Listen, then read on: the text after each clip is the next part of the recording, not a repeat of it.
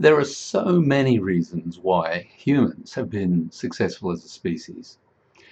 Well, there's our tool-making ability, there's our propensity to work in teams, our creative imaginations, our endless search for better ways of doing things, our omnivory, that is, we can eat almost anything. Also, our communication ability, our adaptability in different environments. And this isn't the full list. This is only some of the reasons why humans have been so successful. But really, it's our tools of ever-increasing power and utility that's lifted us well beyond the capabilities of our fellow primates. Humans are skillful tool makers, and our IT is perhaps our finest tool yet. But more than just inanimate objects, IT is a kind of extension of our body and mind. It lets us extend our ability to think and process information beyond our biological brain out into the environment where it becomes our agent. Today, the individual minds of billions of people have been merged to form together a pool of collective cognition and data storage, which we call the internet, of course. Granted, the cognitive capabilities of the internet in the first decade of the 21st century was reasonably limited, but with powerful AI coming online these days in the second decade, uh, the internet is becoming a very smart place indeed. Only a few generations ago, the internet as it is now these days would have been unimaginable to all but the most visionary futurists. So this ability to push our minds out into the world did not begin with IT.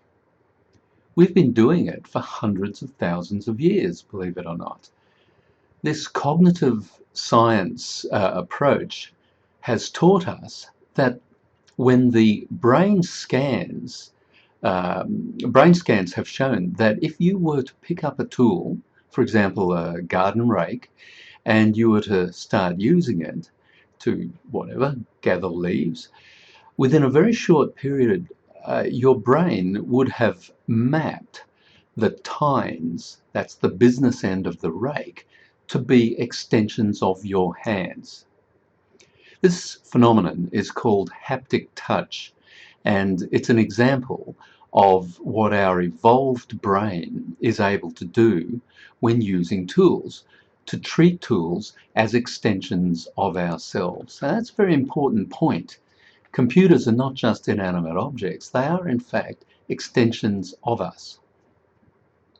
So the computers that we've come to depend on in our everyday lives are just another tool, really, that we project our minds into and that we use to outsource some of our cognitive work.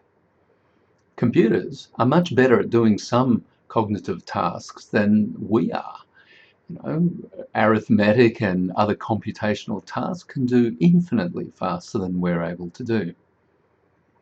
So if you doubt this, just think for a moment. Imagine if you lost your computer, if it got lost or stolen, whether that's your PC, your laptop, your smartphone, your tablet. In some ways, it would be losing part of your brain, be a bit like having a stroke. Suddenly, your overall cognitive ability has been diminished quite a lot because part of your brain is now gone. You definitely feel the lack of it. So with IT becoming an extension of our biological brain, people have a more personal relationship with IT than they realize, than really most of us realize. And as millions of extended minds now reach out and merge with each other in the internet, we observe a remarkable phenomenon, the formation of a new layer of consciousness in the world. We call it the noosphere, and we'll be discussing it in the next section.